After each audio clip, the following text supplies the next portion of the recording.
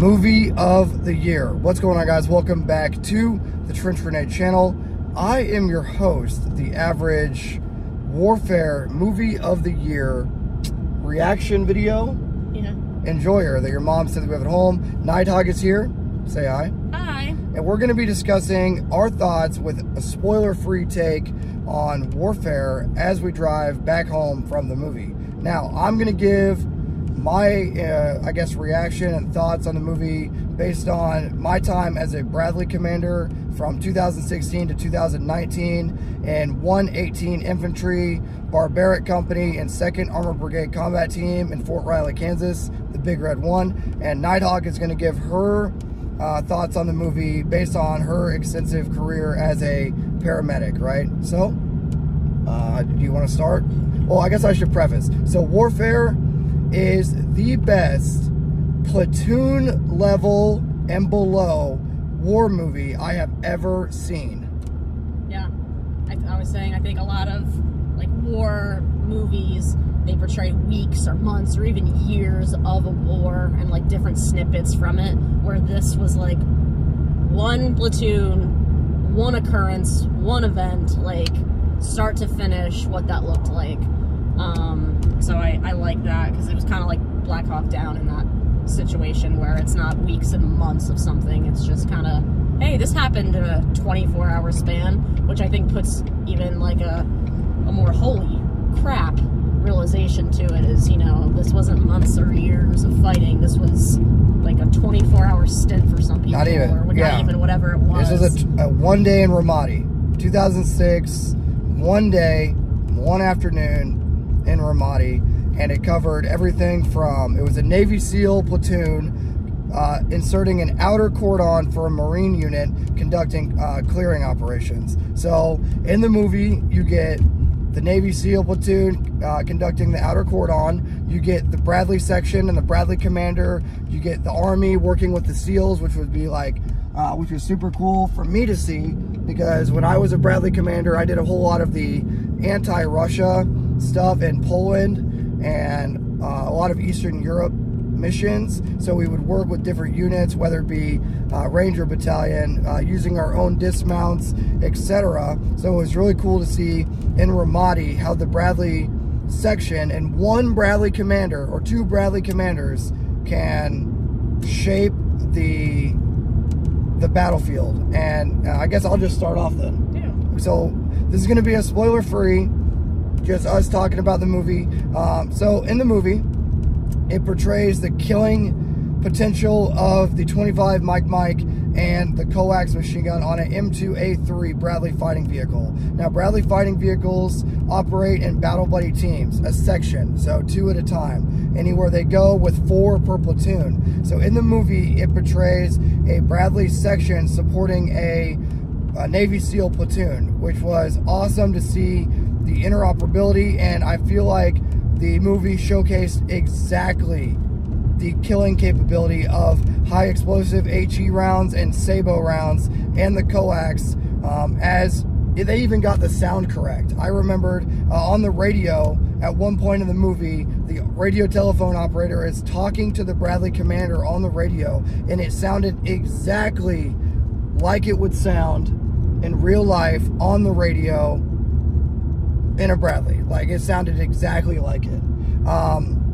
It also showed like the delay at one point. Like, this is spoiler free, it's not going to change anything for you. I definitely recommend you go see the movie. But at one point, the guys are yelling like, lower the fucking ramp, lower the fucking ramp, or raise the fucking ramp. And it's awesome because in a Bradley, right, it takes a second for the ramp to actually lower and for the ramp to raise. So it was funny that the guys are like yelling, raise the fucking ramp, because they're taking rounds. It's like the driver, I guarantee you, was in there like, yeah, no shit, like I don't want to get shot too. So my reaction to the movie, there's a couple parts. The Bradley parts were awesome. Watching the Bradleys rip apart some buildings, rip some dudes apart with the HE, watching them rip dudes apart with the coax, like that was legit. Like, it showcased the exact killing potential of the Bradley fighting vehicle, the M2A3, and it really brought me back to being in that Bradley, supporting dismounted units, and what that role actually is, right? Yeah. One other thing that was like, holy shit, that was accurate, was when the saw gunner, at one point, they're doing bounding overwatch, or, bounding overwatch in the street, and the last two guys is a rifleman, or, you know, regular operator, a SEAL, which we would just call a rifleman, and a saw gunner. And they're standing at this corner of this wall, and the saw is ripping, rip, rip, rip, rip, rip, rip, click, and the bolt slams forward, empty gun. And he starts to reload, and the rifleman that's covering him to the rear, bang, bang, bang, bolt lock.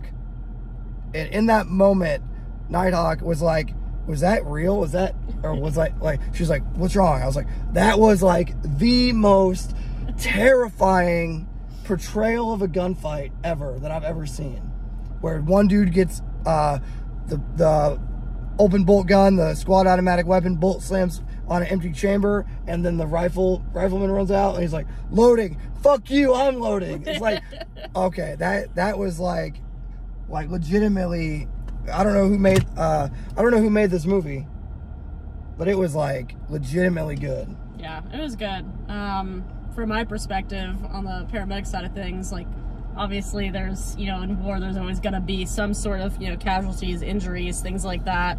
And some things I really appreciated, like they hit the nail on the head of what should be done. And then other things I was like, is there a tourniquet on that side?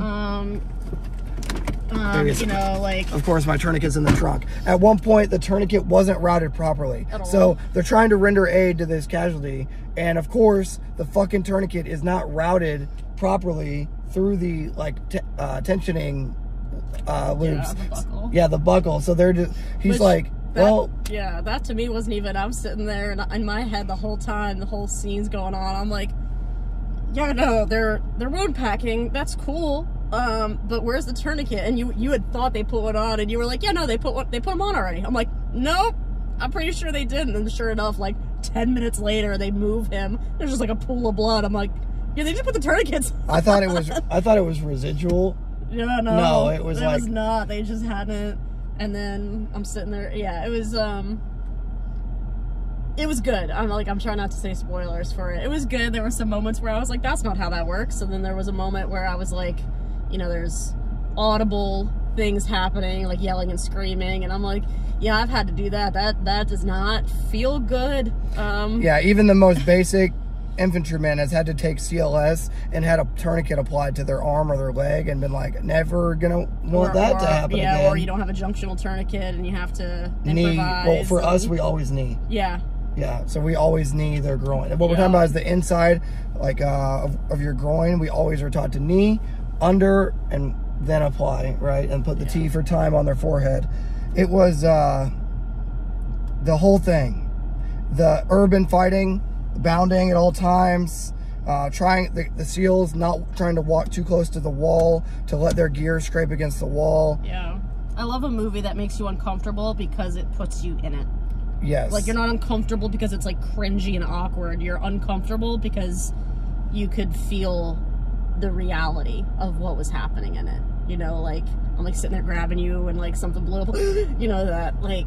Yeah, I fired javelins and RPGs, and I fired RPGs out of a bunker, and so I've been concussed and stuff, or tasted concrete. When you fire an RPG in a bunker or in a concrete room, if without the proper backblast standoff distance behind you, you will die. But you can do it with the proper standoff or enough of an area opening behind you. And in one point of the movie, I won't try to spoil anything here, but the guys are concussed from a RPG, and at another point they're concussed from a hand grenade that went off.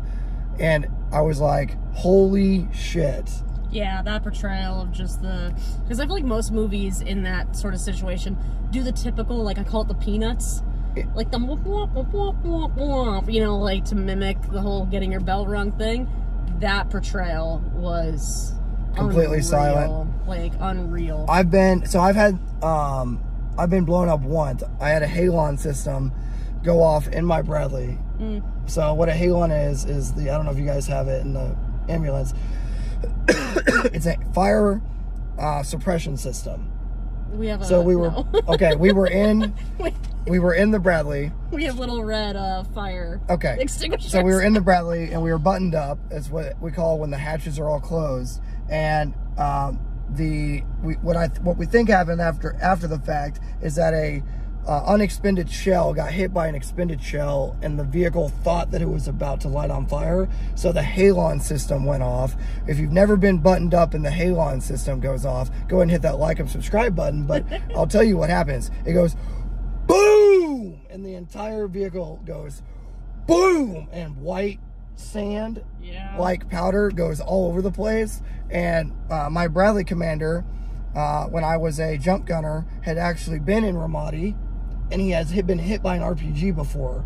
And he was like, that was exactly like getting hit by an RPG in Ramadi, because when it sucks the air, it purposefully, because it's a fire suppression system, it sucks the air out of the Bradley to try to, I guess, squelch the flames, right? Or get rid of the flame. So it was like, boom! And he was like, man, fuck this. We're gonna shoot like shit.